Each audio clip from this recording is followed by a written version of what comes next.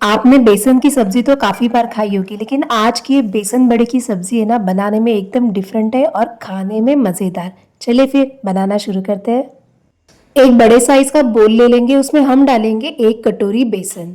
अब हम इसमें डालेंगे कुछ सूखे मसाले, 1 चौथाई चम्मच हल्दी, आधा छोटी चम्मच तीखी मिर्च पाउडर, 1 चौथाई चम्मच हींग डालेंगे, स्वादानुसार नमक और 1 छोटी चम्मच अदरक लहसुन की पेस्ट डालेंगे। 1 टेबलस्पून तेल डालकर इन सारे चीज़ों को हम हाथों से मिक्स कर लेंगे। इसकी हमें बढ़िया बनानी है तो थोड़ा थोड़ा पानी हम हाथों से ही डालते जाएंगे। बेसन की क्वांटिटी कम है, ज़्यादा पानी की हमें ज़रूरत नहीं।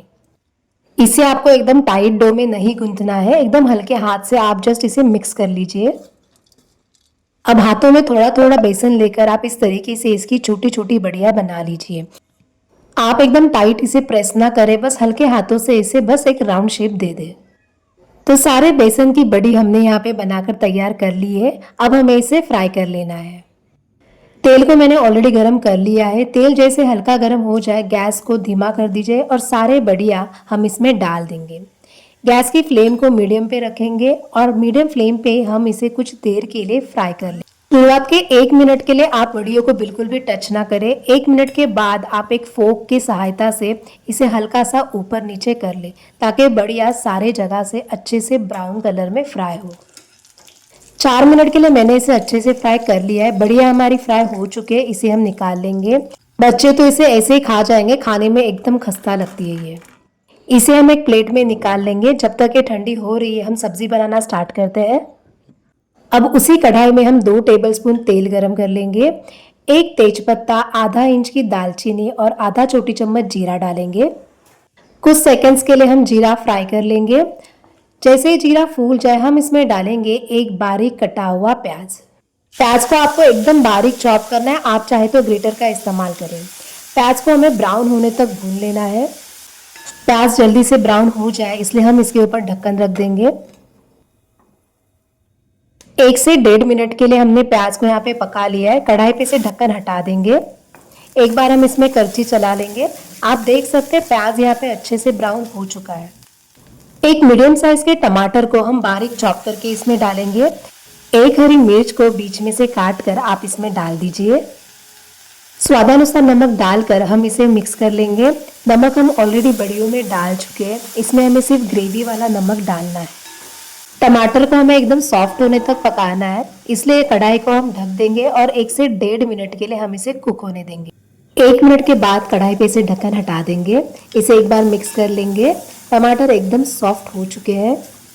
हल्का सा आप करछी से ही इसे प्रेस कर दीजिएगा, एकदम ही टमाटर गल जाएंगे।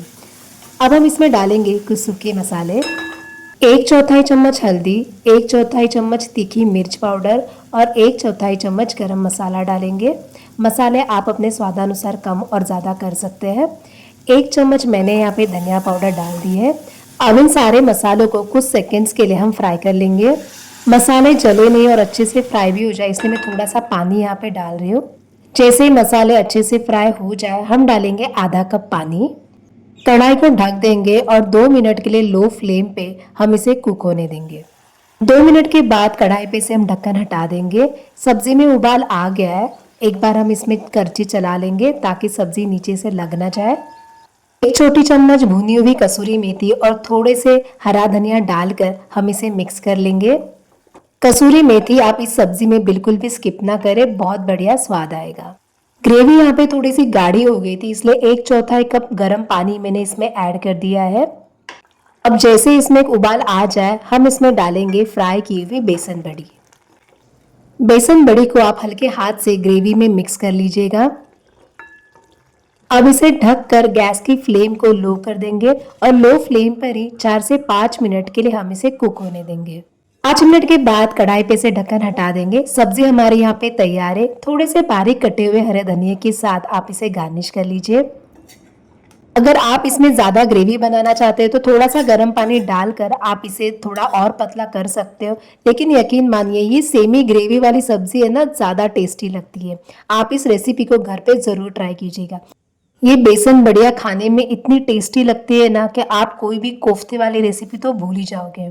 अगर आपको आज की रेसिपी पसंद आई हो तो वीडियो को लाइक और शेयर करें और चैनल को सब्सक्राइब करना ना भूलें।